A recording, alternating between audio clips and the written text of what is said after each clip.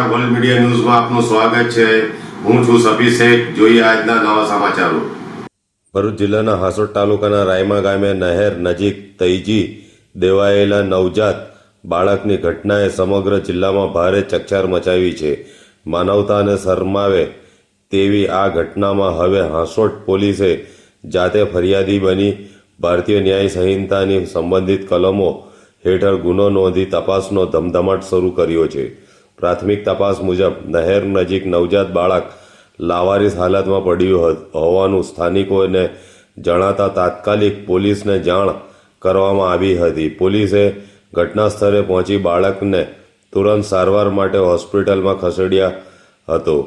તબીબી તપાસમાં સામે આવ્યું કે બાળકને જન્મ બાદ થોડા જ સમયમાં નિર્દયતાપૂર્વક તૈજી દેવામાં આવ્યું હતું।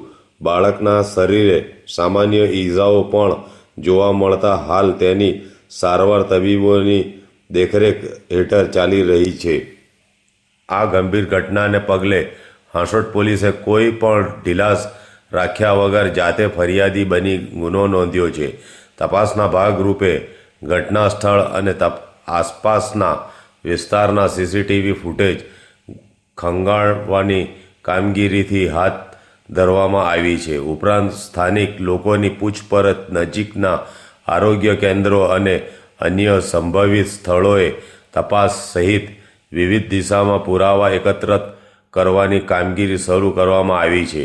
પોલીસનું કહેવું છે કે નવજાતને આ રીતે મોતના મુખમાં ધકેલી દેનાર કોઈ પણ વ્યક્તિને કાયદાથી બચવા દેવામાં આવશે નહીં। બાળકને કોણે જન્મ આપ્યો, કોણે તેને નહેર પાસે તૈજી દીધું અને તેની પાછળનું સાચું કારણ શું છે તે જાણવા માટે તપાસને વધુ વેગ આપવામાં આવ્યો છે।